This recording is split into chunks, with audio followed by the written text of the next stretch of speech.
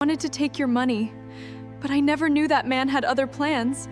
I'm so sorry. Still love me? Yes, I've never stopped loving you. The black gates of the Vale mansion slowly opened. Seraphina tightened her grip on her handbag. 6 years ago, she had walked away from this house with a broken heart. Today, she had returned, not because she still loved the man who lived inside, but because she wanted him to feel the same pain she had carried for years. She pressed the doorbell. A housekeeper welcomed her inside. As she stepped into the mansion, memories came rushing back.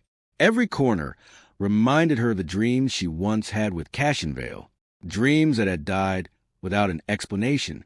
Footsteps echoed across the marble floor. Her heart skipped.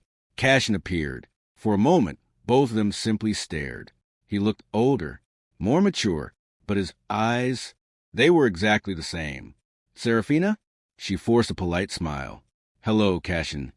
He looked completely stunned. What are you doing here? I heard you were looking for a nanny. He frowned. You want this job? Yes. He studied her face.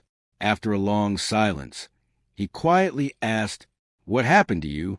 Seraphina lowered her eyes. I've been taking care of my sick mother for years. After she passed away, I needed work. It was a lie. She had rehearsed it dozens of times. Cassian sighed. My children lost their mother last year. His voice cracked slightly. They need someone patient, someone kind. For the first time, Seraphina saw not the billionaire she had hated for years, but a tired father trying to hold his family together. She quickly pushed the feeling away. This changes nothing. Cassian nodded. If you're willing, the job is yours. Later that afternoon, Seraphina met the children. Lily, 8 years old, quietly hid behind the staircase. Noah, only 5, clutched his toy dinosaur tightly. Instead of forcing them to talk, Seraphina sat on the floor. She smiled. Your dinosaur looks very brave. Noah slowly smiled back. Within minutes, both children were laughing. From the hallway, Cassian watched silently. He hadn't heard his children laugh like that in months. For the first time since his wife passed away, the mansion didn't feel empty. That evening, Seraphina tucked the children into bed. She read them a bedtime story until they both fell asleep. As she quietly closed the bedroom door, she almost bumped into Cassian. I'm sorry. They both said at the same time. They laughed awkwardly. For a brief second, everything felt exactly like it had years ago. Cassian looked at her. I forgot how good you are with children. Seraphina's smile faded. You remembered? I never forgot. Their eyes met. Neither of them looked away. Then Cassian stepped aside. Good night, Seraphina. Good night. As she walked back to her room, her heart beat faster. Why did he look at me like that? No, he's just being kind. She couldn't allow herself to believe anything else. The following days passed quickly. The children refused to let anyone except Seraphina help them. They laughed again. They smiled again. Even the servants noticed the difference. One rainy afternoon, Noah slipped while running through the garden. Before anyone else could reach him, Seraphina ran. She picked him up and comforted him until he stopped crying. Watching from the front porch, Cassian couldn't take his eyes off her. She wasn't pretending. She genuinely cared for his children. That night, Cassian found himself staring at an old photograph hidden inside his desk. It was the only picture he still had of himself and Seraphina. He gently brushed the dust from the frame. I never stopped wondering. He whispered, what really happened to us? Unknown to him, Seraphina stood outside the slightly open study door. She had heard every word. She quietly placed her hand over her mouth. Why? Why would he still keep our picture? For the first time since returning, revenge no longer felt as satisfying. She shook her head. No, don't forget why you're here. Later that night, after everyone had gone to sleep, Seraphina quietly entered Cassian's study. She unlocked one of the drawers and photographed confidential business files. As she slipped the documents back into place, the study door suddenly opened. Cassian stood there, their eyes locked. What are you doing in my office? Seraphina's heart pounded. Cassian stood at the doorway, staring at her. What are you doing in my office? He asked. She quickly picked up a folder from the floor. I was dusting the bookshelf, and these files fell behind the cabinet. I was putting them back. Cassian looked at the folder, then back at her. For a long moment, he said nothing. Finally, he nodded. I should have thanked you instead of questioning you. Seraphina forced a smile. It's all right. As Cassian walked away, she let out a quiet sigh of relief. She had almost been caught. The next afternoon, after dropping the children at school, Seraphina met a man in a quiet cafe. He was one of Cassian's senior finance managers. No one knew. They had been meeting in secret. Did you get the documents? He asked. Seraphina slid a small envelope across the table. They're all there. The man smiled. This is enough. Seraphina looked at him seriously. Remember our agreement. I don't want anyone hurt. I only want him to lose enough to understand what it feels like to lose everything. The finance manager nodded. You have my word. She left the cafe believing she had taken another step toward her revenge. She had no idea. The man smiled the moment she disappeared through the door. Then he quietly whispered to himself, this is worth far more than revenge. Back at the mansion, Lily ran toward Seraphina. Miss Seraphina. She wrapped her arms around her. I got an A on my spelling test. Seraphina laughed and hugged her. I'm so proud of you. Noah tugged at her hand. Can you read us another story tonight? Of course. Watching from the hallway, Cassian couldn't help smiling. His children hadn't looked this happy since their mother died. That evening, after the children fell asleep, Cassian found Seraphina sitting alone on the back porch. The garden was quiet. Only the sound of crickets filled the air. Couldn't sleep? He asked. She looked up. Too many thoughts. Cassian sat beside her. For a few minutes, neither of them spoke. Finally, he said, I've missed talking to you. Seraphina's heart skipped. You shouldn't say that. Why? Because your life moved on. Cassian looked down. My life continued. He paused. But it never moved on. She slowly turned toward him. What do you mean? I'm married because I believe you had chosen someone else. His voice was filled with regret. I tried to forget you. I couldn't. Seraphina felt tears gathering in her eyes. She quickly looked away before he noticed. That night, she couldn't sleep.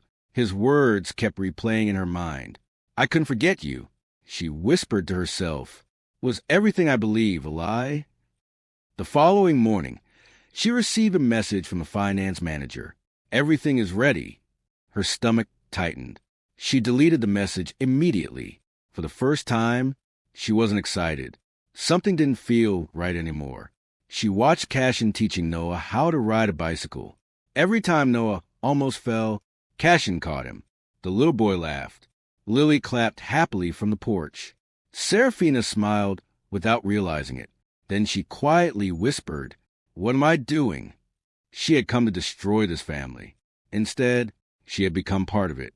That evening, while serving dinner, Cassian suddenly looked at her. The children had already gone upstairs. The dining room was silent. Seraphina? Yes. I have something I've wanted to ask you since the day you came back. She froze.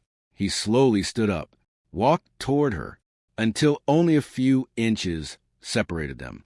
His eyes never left hers. Did you ever stop loving me? Seraphina couldn't breathe. Every part of her wanted to tell him the truth.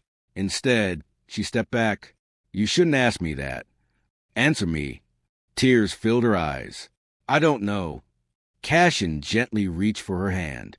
Before she could pull away, the front door suddenly burst open. One of Cassian's executives rushed inside, breathing heavily. Mr. Vale. Cassian immediately turned. What happened? The man looked terrified. Our company's emergency accounts have been emptied. He swallowed hard. Millions of dollars are gone. Seraphina's face turned pale. That wasn't the plan. She slowly looked down at her trembling hands. Then one terrifying thought crossed her mind. The finance manager had betrayed her. The words echoed through the mansion. Millions of dollars are gone. Seraphina felt the blood drain from her face. This wasn't what she had agreed to. She had wanted Cassian to lose a small part of his fortune, not everything. The finance manager had used her. Cassian immediately gathered his executives and left for the company headquarters. Before leaving, he looked at Seraphina. "Stay with the children. I'll be back." She nodded, unable to meet his eyes. The guilt was crushing her. That night, she received a text message from the finance manager. "Everything worked perfectly. No one suspects me." A second message appeared. "Delete every conversation we've ever had." Seraphina stared at the screen. Then she finally understood. He had never been helping her. He had been using her revenge to hide his own crime. She made a decision. Instead of deleting the messages, she saved every single one. The next morning, investigators arrived at Cassian's company. Employees were questioned. Company records were examined. No one could understand how such a large amount of money had disappeared. The finance manager acted just as shocked as everyone else. He even pretended to comfort Cassian. Watching him, Seraphina realized just how dangerous he really was. That evening, Cassian returned home exhausted. He looked as though he hadn't slept in days. Seraphina couldn't bear the guilt any longer. "Cassian." He looked up. "We need to talk." They walked into the study, the same room where everything had begun. With trembling hands, Seraphina placed her phone on the desk. "I lied to you." Cassian's expression hardened. "I came here for revenge." He closed his eyes. "I knew there was a reason." Tears rolled down her cheeks. "I believed you destroyed my life. I believed you stopped loving me. I believed you chose another woman because I wasn't good enough. I wanted you to suffer the way I suffered." She took a shaky breath. "But I never wanted this." She handed him the phone. "I gave confidential documents to your finance manager. I thought he would only damage your business. I didn't know he planned to steal millions." Cassian silently read the messages. His face changed. He looked up at her. "You told me the truth, because I couldn't keep hurting the man I still love." Silence filled the room. Then Cassian quietly asked, "You still love me?" Seraphina broke down crying. "I never stopped." Neither did he. Cassian gently pulled her into his arms. For the first time in 6 years, neither of them wanted to let go. The following day, Cassian handed the messages to the police. The investigators traced the missing money. The evidence led directly to the finance manager. Cornered by the proof, he confessed. He admitted he had been stealing from the company for years.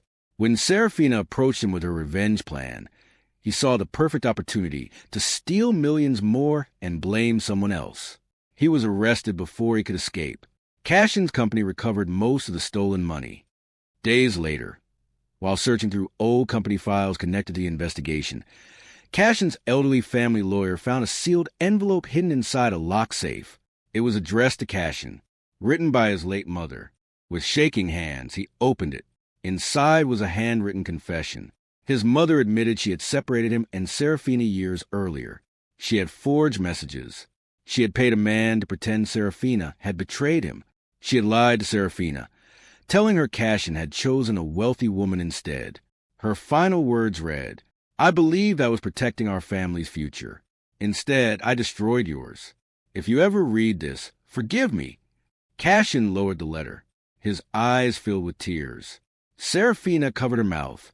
All those years, neither of them had betrayed the other. They had both been victims of one terrible lie. A few weeks later, the mansion felt different. It was filled with laughter again. Lily and Noah were happier than they had been in years. One evening, the children ran into the garden. "Dad," Miss Seraphina. Cassian smiled. "I think it's time you stopped calling her Miss Seraphina." The children looked confused. Cassian turned toward her. He took her hands in his. "I lost 6 years because I believed a lie. I'm not losing another day." He knelt on one knee. "Seraphina Quinn, will you marry me?" Tears streamed down her face. She smiled through them. "Yes." The children cheered and hugged them both. As the sun set behind the mansion, Seraphina looked at Cassian and whispered, "I came here for revenge." He smiled, but love found us first. The end. Thanks so much for watching. Like, share, and subscribe for more emotional stories. See you in my next video. Bye.